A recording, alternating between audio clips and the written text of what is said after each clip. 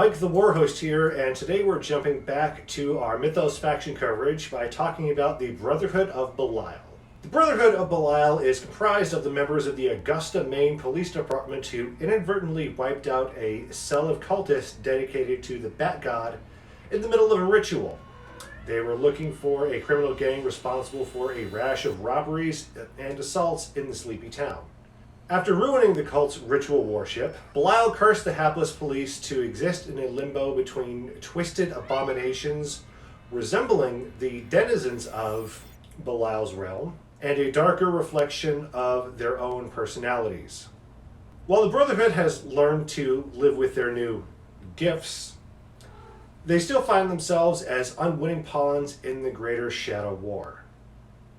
If you want to learn more about the lore of the Brotherhood of Belial, you can find a brief overview currently available on the Mythos website. The Brotherhood faction box contains the following models, adding up to 100 points and providing 9 myth points: Jim Dugan, Florence Delaney, Dan Flack, Maria Marquez, Oliver Driver, Shadow, and Storm.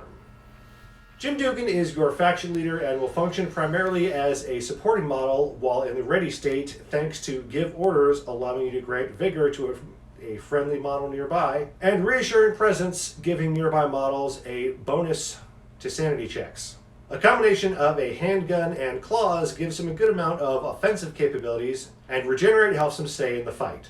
When he flips to altered, however, he loses his support abilities in favor of more melee-oriented offensive power. Jim loses all of his Mythos abilities as well as reassuring presence, his defense stats go down, and his attack rating for the handgun gets worse. In exchange for this, the attack rating for his claws increases, he immediately heals 2 wounds, and gains unbridled rage, giving him a bonus to combat attacks for that activation. Florence Delaney is primarily a ranged attack character who can easily keep enemies far away from anything important. Her Tommy gun has a range of 12 inches, and her Mythos ability, Let It Rip, lets her ignore cover for that activation.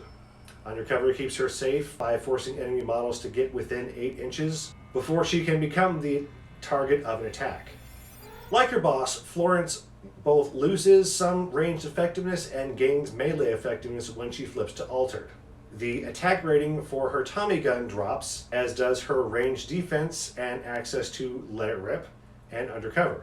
She gains a bonus to her combat defense and attack rating for her knife, as well as a new character ability called Spray and Pray, letting her target 2 enemy models with a single attack, provided they are within 2 inches of one another. Florence also has access to Blessing of Belial, healing her for 2 wounds when her card is flipped. Dan Flack is the big beastie for the faction and is one of the primarily melee-oriented options for the Brotherhood. His claws have the potential to give enemies the blind condition. Sprint lets him gain a +2 bonus to move and charge actions in his activation, and Sonar lets Dan ignore line of sight when targeting enemy models for an attack. Survivor lets him tank damage easier. Fear gives opponents a disadvantage, and Wing Membrane lets Dan pass any jumping or falling tests that need to be made. Unlike most models in the faction, flipping to altered isn't really that much of a downside for Dan. He loses Sonar, Fear, and Wing Membrane, as well as some lower defense stats. He does gain a nice boost to his combat defense, however, as well as a new Mythos ability called Unbridled Rage for a +1 bonus to combat attacks during that activation. Blessing of Belial will heal 2 wounds when his card flips, and Loss of Control will force Dan to make an immediate attack against the closest engaged model at a -2 penalty, and giving him the paralyzed condition. Maria Marquez is your other long-range option and your faction's sniper. Her rifle has a 15-inch range and can apply bleed. She also has a knife in case someone gets too close. Her precision shot can give her a +1 bonus to ranged attacks during her activation, and undercover makes her untargetable unless the enemy is within 8 inches of her. When she flips to altered, however, that goes out the window. She loses both her rifle and knife and instead gains a set of claws that can apply blind. She also gets Blessing of Belial for a small heal, a buff to her combat defense, and a nerf to her ranged defense. Oliver Driver is another beefy model that can tank a good amount of damage. He comes with a handgun that can apply bleed and a truncheon that can apply fatigue.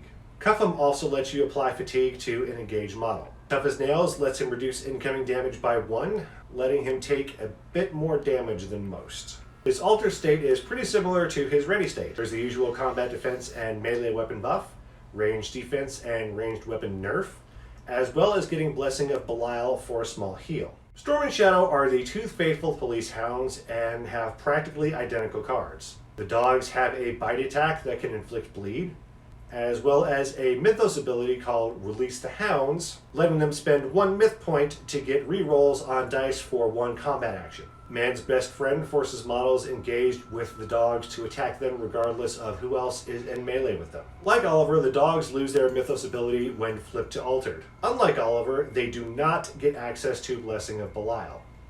They get a buff to their move and charge stats instead. By this point, I'm sure you've noticed a trend with the Brotherhood.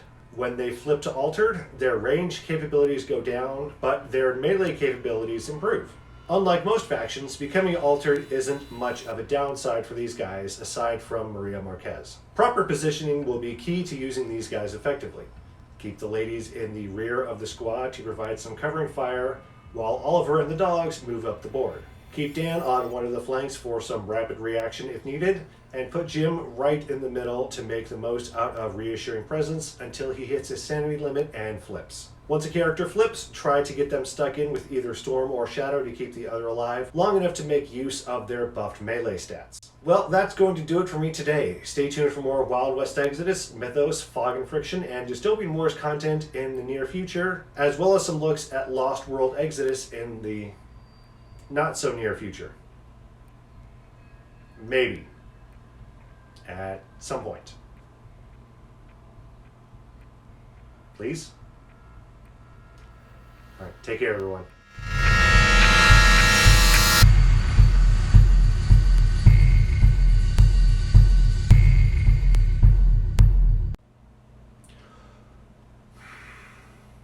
You just had to come in here now, didn't you, cat?